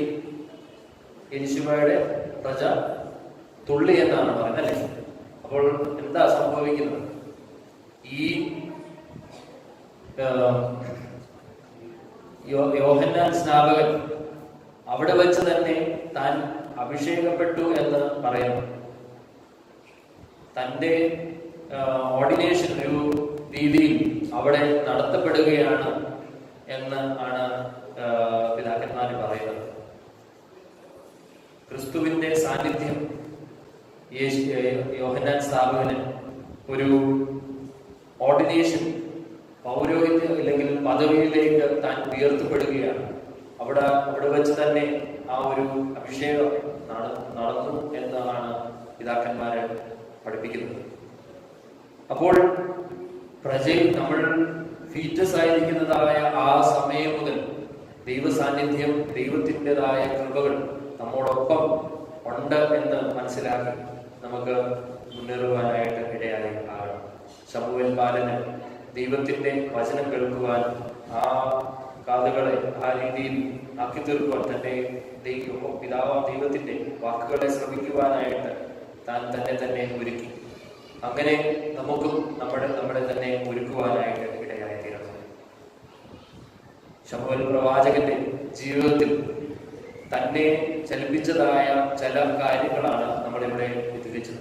ഒന്ന്, മാതാവായ ഹന്നയുടെ ജീവിതം, തന്റെ പ്രാർത്ഥനാ ജീവിതം. അതുപോലെ തന്നെ ഏതൊരു പ്രതിസന്ധി വന്നാലും അതിനെ നേരിടുവാനും മുന്നേറുവാനായിട്ട് ദൈവത്താൽ ഒന്നും അസാധ്യമല്ല എന്ന് തന്നെ ഉൾക്കൊണ്ടുകൊണ്ട് ജീവിക്കാനായിട്ട്, ആ രീതിയിൽ പരിശീലിപ്പിക്കുവാനായിട്ട് അമ്മയായ ഹന്നായിക്ക് സാധ്യമായിട്ടുണ്ട്. പിന്നീട് അപ്പൻ ആയിരിക്കുന്ന എൽക്കാനായിൽ നിന്ന് എനിക്ക് ലഭിച്ച ഒരു കാര്യമെന്ന് പറഞ്ഞാൽ, ബന്ധങ്ങൾക്ക് എങ്ങനെയാണ് ഏത് രീതിയിൽ അതിന് ഒരു ഊഷ്മളത്വം കൊടുക്കുവാനായിട്ട് സാധ്യമായി, അതെങ്ങനെ നിലനിർത്തുവാനായിട്ട് സാധ്യമായി, അത് ഈ പ്രവാചകൻ തൻ്റെ ജീവിതത്തിൽ അത് ഏറ്റെടുക്കുവാനായിട്ട് സാധ്യമാകും. ശമൂവേൽ പ്രവാചകന്റെ പിന്നീട് കാണുന്ന ഒരു കാര്യമാണ് വ്യത്യസ്തതയുള്ള ഒരു പുരോഹിതനായി താൻ നിലനിർത്തുന്നത്. മറ്റുള്ളവരുടെ പോലെ അന്ധകാരം നിറഞ്ഞതായ ആ ലോകത്തിൽ മുഴുകി അനാഥം മുങ്ങിപ്പോവുകയല്ല. താൻ ഈ തിരയോട് എതിർത്ത് ഒഴുകുവാനായിട്ട് ഇല്ലെങ്കിൽ മുന്നേറുവാനായിട്ടുള്ള ശ്രമം ശമൂവേൽ പുരോഹിതൻ താൻ നടത്തുന്നുണ്ട്. പിന്നീട് നാം കാണുന്ന കാര്യമാണ്, ശമൂവേൽ പ്രവാചകൻ ഒരു ഉൾക്കാഴ്ചയുള്ള ഒരു പ്രവാചകനാണ്. തൻ്റെ ജീവിതത്തിൽ ഉടനീളം ദൈവ സാന്നിധ്യം എന്നും ഉണ്ടായിരുന്നു. താൻ എടുത്തിരുന്നതായ തീരുമാനം അത് ദൈവഹിതമനുസരിച്ച് താൻ നടത്തിയിരുന്നു. അങ്ങനെ ആണ് തൻ്റെ ജീവിതം ഇസ്രായേൽ ജനതയ്ക്ക് ഏറ്റവും ശ്രദ്ധേയമായിട്ട് താൻ നിലകൊള്ളുന്നത്. പഴയ നിയമത്തിൽ 2 പുസ്തകങ്ങളാണ് ഈ ശമൂവേൽ പ്രവാചകന്റെ പേരിൽ നാം വായിക്കുന്നത്, അല്ലെ? അപ്പോൾ അത്രയും ശ്രദ്ധേയമായ ഒരു കോൺട്രിബ്യൂഷനാണ് ഇസ്രായേലിന്റെ ചരിത്രത്തിൽ താൻ നൽകിയിരുന്നത് എന്ന് നമ്മൾ മനസ്സിലാക്കുവാനായിട്ട് ഇടയായിത്തീരും. നമ്മുടെ മുന്നോട്ടുള്ള തലമുറയ്ക്ക് എങ്ങനെ ഞാൻ അവരോട് എൻ്റെ വിശ്വാസത്തെ അത് സംവേദനം ചെയ്യുവാനായിട്ട് ഇടയാകും എന്ന് നമ്മളൊന്ന് ചിന്തിക്കണം.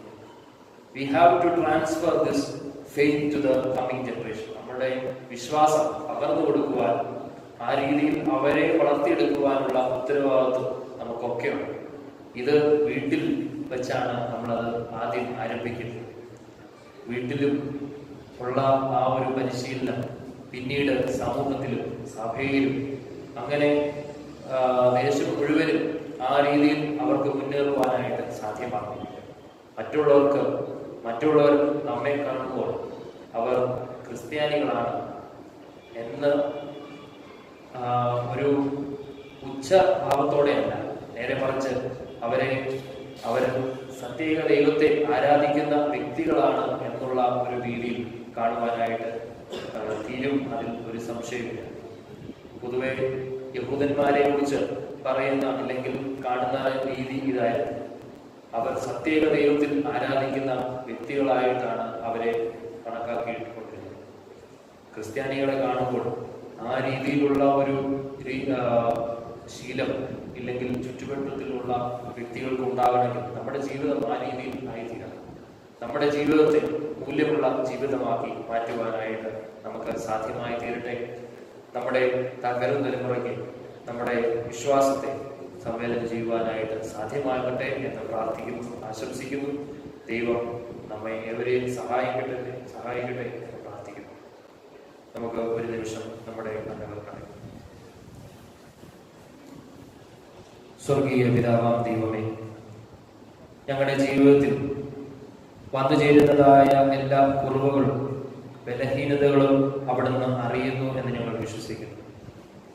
ദൈവമേ, ഞങ്ങളുടെ ജീവിതകാലം മുഴുവനും അവിടുത്തെ സംരക്ഷയും കോട്ടയും എന്നും ഞങ്ങളോടൊപ്പം ഉണ്ടല്ലോ. ദൈവമേ, വെറും തലമുറയിൽ അവിടുത്തെ അനുഗ്രഹങ്ങൾ കൊണ്ട് ദൈവമേ അവിടുന്ന് നിറയ്ക്കണമേ. കർത്താവേ, അവിടുത്തെ സാന്നിധ്യം എന്നും അവരോടൊപ്പം ഉണ്ടായിരിക്കണമേ. അന്ധകാരത്തിൽ മുങ്ങിപ്പോകാതെ നല്ല ജീവിതം കാഴ്ചവെക്കാനായിട്ട് ദൈവമേ ഞങ്ങൾക്ക് ഏവർക്കും ഇടയാക്കി തീർക്കണമേ എന്ന് അപേക്ഷിക്കുന്നു. നല്ല തലമുറ വാർത്തെടുക്കുവാൻ ദൈവമേ അവിടുന്ന് ഞങ്ങളെ നല്ല ഉപകരണങ്ങളാക്കി മാറ്റണമേ. ഞങ്ങളുടെ എല്ലാ ആവശ്യങ്ങളും അവിടുന്ന് കണ്ടറിഞ്ഞ് നിറവേറ്റണമേ. ഞങ്ങളുടെ ബലഹീനമായ പ്രാർത്ഥനകൾ അവിടുത്തെ ഉന്നത സിംഹാസനവും കേൾക്കപ്പെടുകയും അംഗീകരിക്കപ്പെടുകയും ആക്കി തീർക്കണമേ. അതിന്റെ പിതാവിന്റെയും പുത്രന്റെയും പരിശുദ്ധ റൂഹായുടെ നാമത്തിൽ താഴ്മയുടെ അപേക്ഷിക്കുന്നു. പ്രാർത്ഥനകൾക്ക് ഉത്തരമരണമേ.